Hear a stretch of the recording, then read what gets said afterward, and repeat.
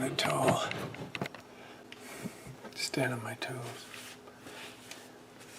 I'll tell you, it's way too hard to hook up a 3-point hitch implement compared to progress that's been made in all other areas.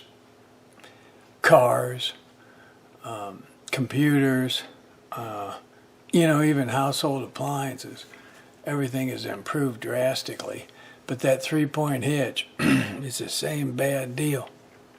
It's even worse if you've got wasps living in the implement. But one thing I'm glad about is this household spray will kill them. Well, it confuses them as soon as it hits them and kills them shortly thereafter. The farmer stuff I've been hitting them with, they're like, oh, you're going to give me a bath? Well, it's not Saturday. But one thing is true, once you get that that implement hooked up, you get the wasps out of there, you get a lot of work done.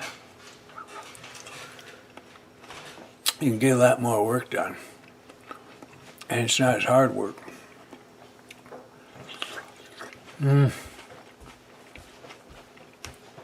Someday they'll figure something out better to hook it up.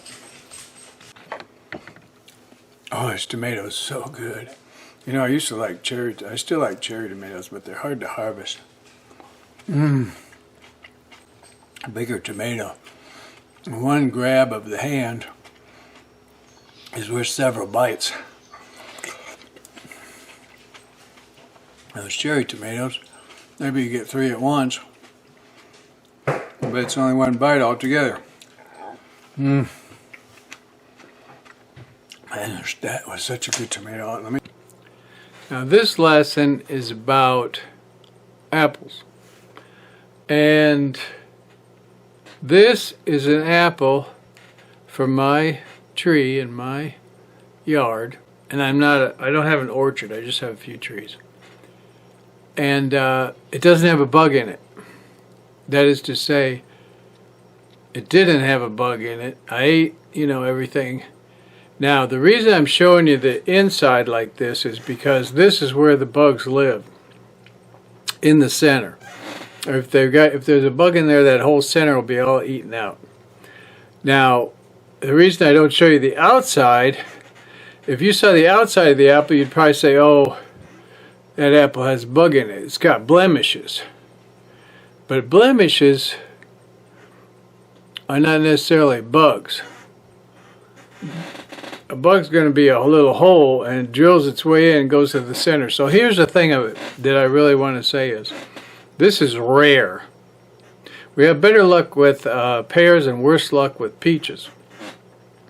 It is rare for us to have an apple without worms in it. And I spray with 7. And I spray as soon as the bees are done, and I keep spraying, once a week, once every 2 weeks maybe, until the apples are fairly well formed. Now, that's apparently not good enough. So I looked online to say, how do they make those apples that they sell at Walmart? Those perfect apples. And I couldn't find anything. But they've got something I don't have. I'll tell you that right now. And it's not organic. In fact, most of what I found out, I looked up how do you grow an apple without bugs in it, and most of that stuff talked about organic. It's not organic that's doing that. But I don't know what it is. I need to find out. Because bugs, are just annoying.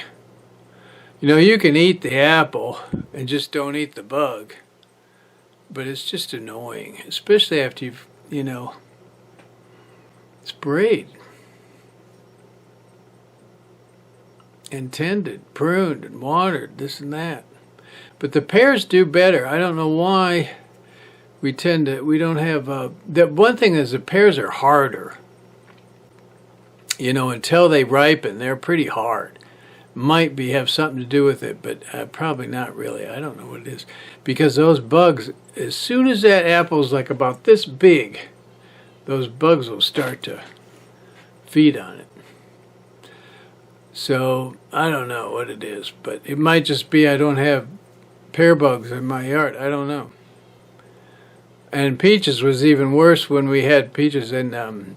The bugs never let us have a peach.